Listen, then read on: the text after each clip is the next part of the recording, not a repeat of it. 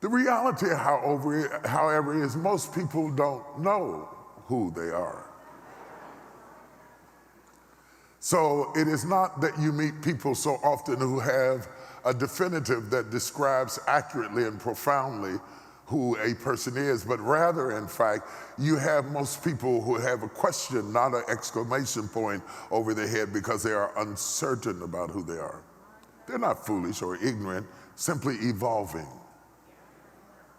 simply transforming, simply vessels of clay spinning on a wheel, touched by a master who it does not yet appear what they shall be. And so when we ask them who they are, it becomes difficult for them to define who they are because they are yet becoming. The process of yet becoming is very important. The process is more important than the product. Because if the process is not comprehensive, the product will be fragile and broken. We race to the finished product, but we don't have a great appreciation for the process. I personally believe one of the reasons that it became difficult for Adam to withstand the temptation that Eve offered to him is that Adam was created grown. And anytime you are thrust into something without process, you lack the ability to be able to manage what has been given to you, because it is in fact the process itself that helps to teach you how to manage what has been given to you, thrust upon you. He was born a man. Being born a baby and evolving to a toddler and becoming a young person and ultimately going through adolescence is a part of your development that helps you to self-discover who you are. But to be shaped out of clay and blown a breath of life into and wake up a man and wake up a husband and wake up a father is a lot to thrust on somebody who was a lump of clay a moment ago. And yet there are some people in this room that will be thrust into areas that do not reflect your background. And it will be difficult to withstand the very thing you ask God to do, because you ask God for the product, not the process. And many times God will oblige you and allow you to have the product without the process, and you don't realize that it is in fact the process that prepares you to withstand the weight, the pain, and the agony of the product itself. I submit for your consideration that 80% of people who hit the lottery go broke in 2 years. They go broke in 2 years because they are thrust into a lifestyle for which their life has not been built up to. They don't have the right attorneys, they don't have the right PR people, they don't have the right accountants, they don't have the right relationships, the accoutrements that accessorize the level of grandeur to which they have been lifted. So there they are with a Bill Gates wallet and a Joe Pools Hall mentality. It is better to enter into a thing gradually. So the first man, Adam, was born a man. The second man, Adam, was born of a virgin. And look at how much better he did with temptation because he went through process. He was born of a virgin. He lived in a manger. He was wrapped in swaddling clothes. He confounded the doctors and lawyers at 12 years old. He drops out of sight for 18 years because real greatness must be incubated in isolation. I said real greatness must be incubated in isolation. You don't want the spotlight to hit you while you are yet evolving, because the critics will kill you before you become who God wants you to be. So sometimes God will hide your 18 years of confusion about who I am until you come to some conclusion about who you are, and then bring you back into the spotlight Tina Turner was better on her second round than she was her first round because she had time to incubate for a moment in obscurity, to sort through the linen of her marriage and her life and her trials and her failures requires privacy for reflection. What I exalt before you is not the promise, but the wilderness. It is not the mandrakes, it is not the milk and honey that I came to preach to you about. It is the significance of the wilderness, the isolation, the frustration, the murmuring, the complaining, the times that you feel like throwing up your hands and walking away. Those are the times that prepare you for the promised land. And if you don't have that preparation, you won't be able to fight off the Amorites, the Hittites, the Jebusites, the Girgashites, and all the things that go along with what you have been placed into. NDRE says it like this: slow down, baby, you're moving too fast. You got your hands on the wheel and the foot on the gas. You're about to wreck your future running from your past. Slow down, baby, you're moving too fast. Now, slow down messages are not easy to preach because people like right now messages, immediately, straightway, suddenly message. But the reality is, in order to have something that lasts a lifetime, you have to slow down.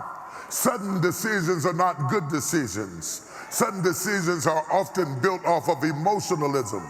And then when the emotion changes, the decision is made, and all you're left with regret and pain and agony.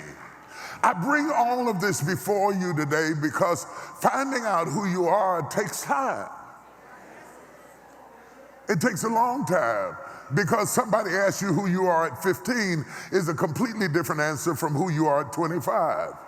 And then somebody comes along and asks you at 42 who you are, and you want to cancel everything you said about 25 because you are yet becoming. It takes you a long time to really be able to answer that question. And at the risk of disagreeing with Dr. Angelou, please don't tell me too fast who you are, because I might believe it. And then my belief would imprison you to who you were. It's okay to say, I don't know yet. I'm becoming. I'm developing. I'm not sure of who I am. It's okay to say, I'm still on a journey. I want to give you language that describes confusion, incompleteness, isolation, and wandering. You can just say, I'm still on a journey. I'm still becoming. I'm still evolving. I'm on the road to greatness. I'm on the road to wisdom. I'm on the road to victory. I'm on the road to mastery. I'm not a maestro yet, but I'm on the road to becoming. I'm not professorial yet, but I'm on the road to becoming, and I'm satisfied to be on the road. Anybody okay with not being finished? Because if you are not okay with not being finished, you will torment yourself trying to be what you are not, to live up to an image. And if you are not satisfied with being on the road, you will build camouflage to cover your imperfections so that you will appear to be further along than you are. If you are not willing to be on the road, you will spend too much money on bling to look like the room you're in and not have the experience and the language to communicate in the room you're in. Just because you can buy a Brioni suit doesn't make you have a PhD. You have to learn how to give yourself time to evolve. I take the time to set it up this way because there are many things that are distinctive to me about this text. I think we have done Zacchaeus a disservice because Zacchaeus' sermon should at least be preached as much as the woman with the issue of blood. He is in the same straits. He is rejected by his people. He is ostracized by his own. He is alienated and regulated to a group of people that has earned the ire of his peers, and yet he would see Jesus. He's in the same situation because Jesus does not come to see him. He goes to see Jesus. He's in the same situation because he has to press his way through the crowd in the hopes of getting in the path of Jesus that he might receive something meaningful that is life-changing, and we hardly ever talk about Zacchaeus at all. And I want to bring it to light this morning and talk to you just a moment or two about Zacchaeus, because everything important that happened to Zacchaeus happened on the road. Now let us put the text in context. Jesus is himself on a journey.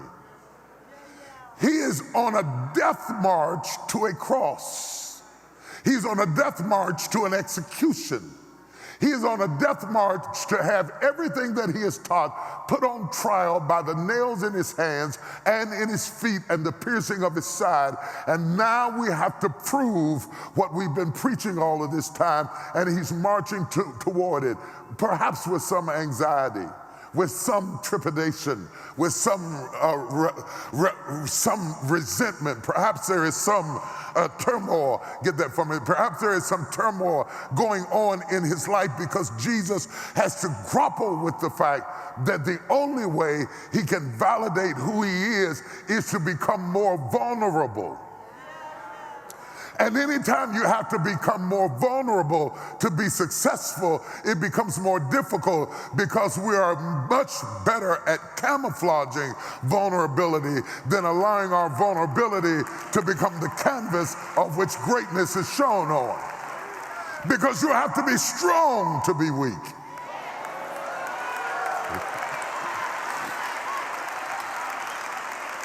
See, little people can't let themselves be weak. You have to be strong enough to lay your armor down and know that if I lay it down, I can take it back up again. You have to be confident enough in who you are in order to be nice to people that have been nasty, because you know you didn't lose anything by being nice to them. Little people can't be nice to nasty people. They have to get even because they are so little that they don't want you to see their littleness, so they dress up in their daddy's shoes and their daddy's clothes and they walk around like they're important. But just because you got your daddy's shoes on doesn't make you anything but a 5-year-old with a 10 size 10 shoe on. It doesn't even fit your foot, but you're wearing it because you want to camouflage your vulnerability. Jesus is on the road unlike any other road that we will ever see him on. It kind of reminds me of David being on the road back to build, to establish his kingdom after he has taken Judah. And now after Israel, he is on the road. The trouble happens on the road. Uzzah reaches out and touches the Ark of the Covenant and he dies, and the trouble happens on the road.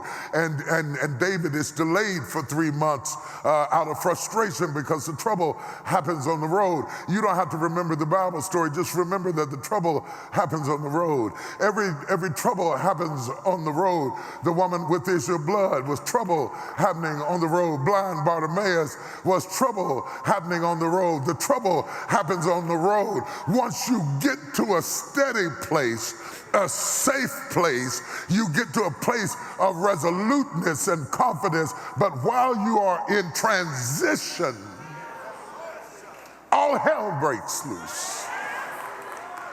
All kind of turmoil breaks loose. All kind of inner pain and insecurity breaks through. And all of a sudden you have to grapple with who you present yourself to be while you are wrestling with who you are.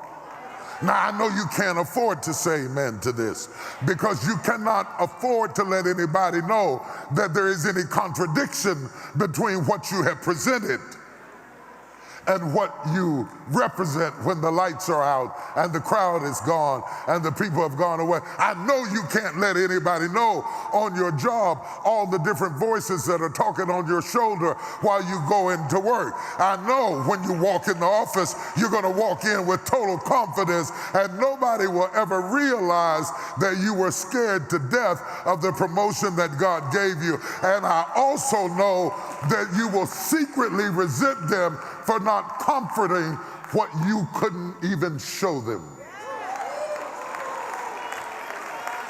I know your marriages will implode because your real self starved to death while your companion fed your fake self.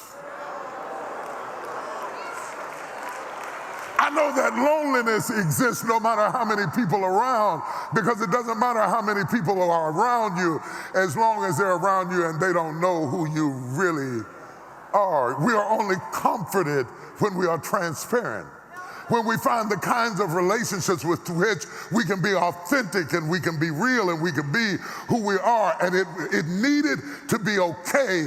Now, I don't know if you can handle this, but it needed to be okay for Jesus to be worried.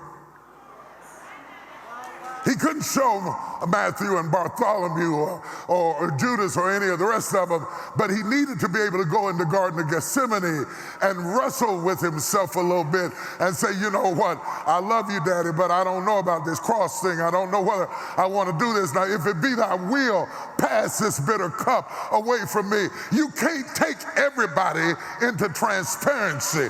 Only a few people can handle who you really are and respect your ability to produce real miracles. But Jesus had the benefit of growing up.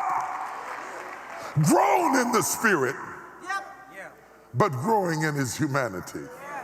Fully God in the Spirit, but growing like a child in a manger, nursing at his mother's breast, playing games. And it was hard for him to be understood because they kept saying, is not this the carpenter's son?